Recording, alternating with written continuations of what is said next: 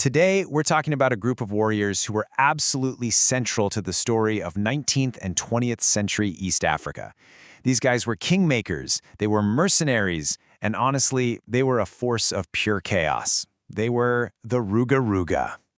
So, who exactly were these figures? You might be thinking, okay, so what tribe were they from? What army?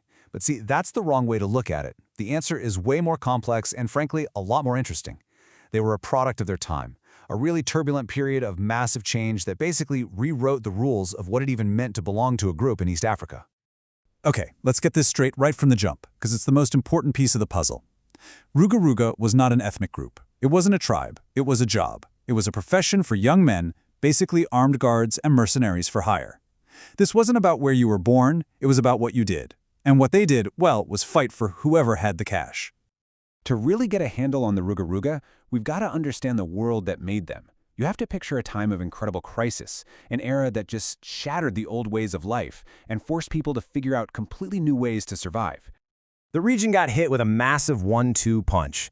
First, you had the Nguni invasion sweeping up from the south, forcing thousands of people from their homes, and right at the same time, the caravan trade, we're talking ivory and slaves, just exploded. Now, for a lucky few, this meant unimaginable wealth. But for most people, it meant violence, civil war, and enslavement on a scale that just tore communities to shreds. So what happens when your whole world gets turned upside down like that? Well, the old ways of belonging start to break down. Before, your identity was simple. You belonged to a certain village. You were loyal to a certain chief. That was you. But now, with thousands of people on the move, new identities started popping up. A great example is the wanyi-namwezi. They weren't really a single tribe, but caravan traders started calling anyone from that area wanyi-namwezi. And you know what? Men started adopting that identity, because being a wanyi-namwezi porter gave them status, it got them better pay. Your job literally became your new identity. And it's right out of this chaotic new world that the Ruga-ruga are born. Now, this is a super important point. This was an African response to African problems. This is all happening long before the big European colonial scramble. The Ruga-ruga weren't created by outsiders. They were a homegrown solution to a brand new and very violent political reality. And if you want to see just how powerful this new warrior class was, look no further than the warlord Mirambo. This guy started out as a pretty small-time chief, almost a nobody. But he was smart. He organized his own bands of Ruga-ruga and used them to build an empire that controlled the most important trade routes. He was a classic kingmaker, and the Ruga-ruga were the ones who made it happen. So who were the guys actually signing up for this life? Well, they were the people from the absolute margins of society. We're talking former slaves, prisoners of war, teenage orphans, basically young men who had lost everything. And together, they forged this unique, blended culture. They wore these cool, coastal-style cotton shirts, or kanzu, with these wild, colorful feather headdresses. They had strong beliefs in magic, a reputation for using hemp, and they even adopted advanced military tactics they learned from Nguni migrants. They were a true melting pot. Okay, so let's shift gears and bring in the colonizers.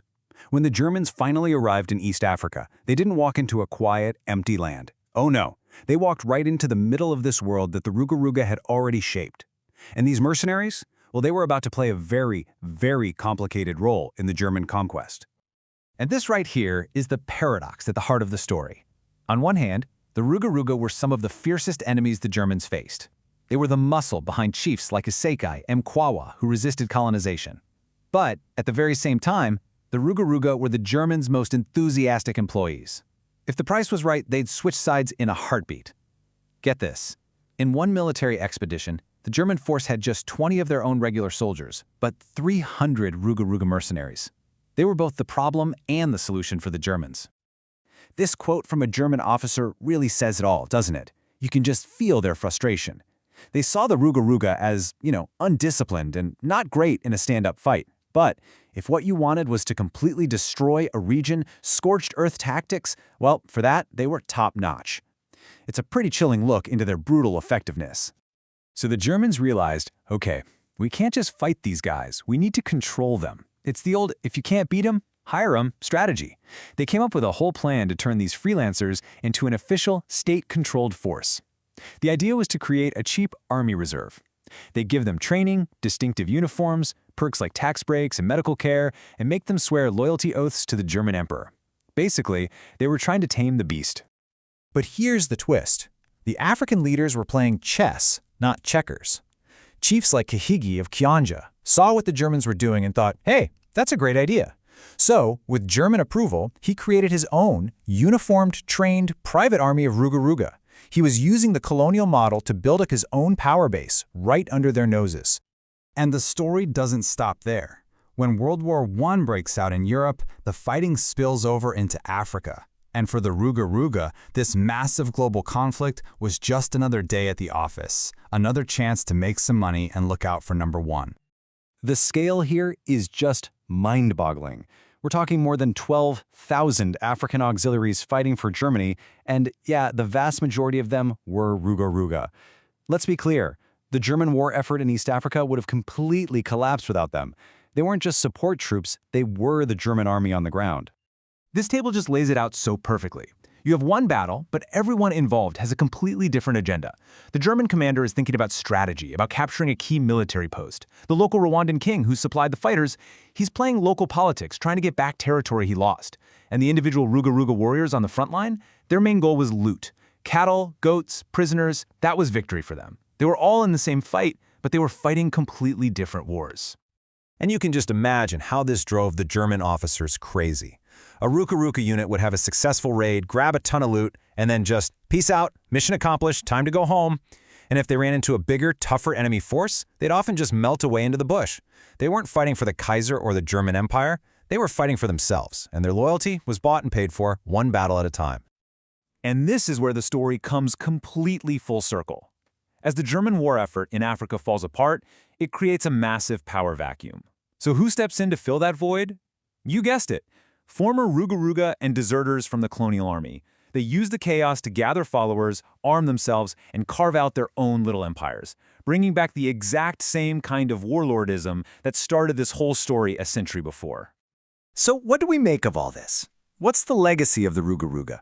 It is so tempting to just slap a label on them, call them villains, call them victims, but their story is just way too complicated for that. One historian calls them unstable intermediaries, and honestly, that just nails it. They operated in the messy gray areas in between worlds, between the old chiefdoms and the new colonial states. They were a product of chaos for sure, but they were also active players in building the new world order, whether it was for an African warlord or a German officer. In the end, the story of the Ruga-ruga really forces us to think. It completely shatters that simple black and white narrative of colonizer versus colonized.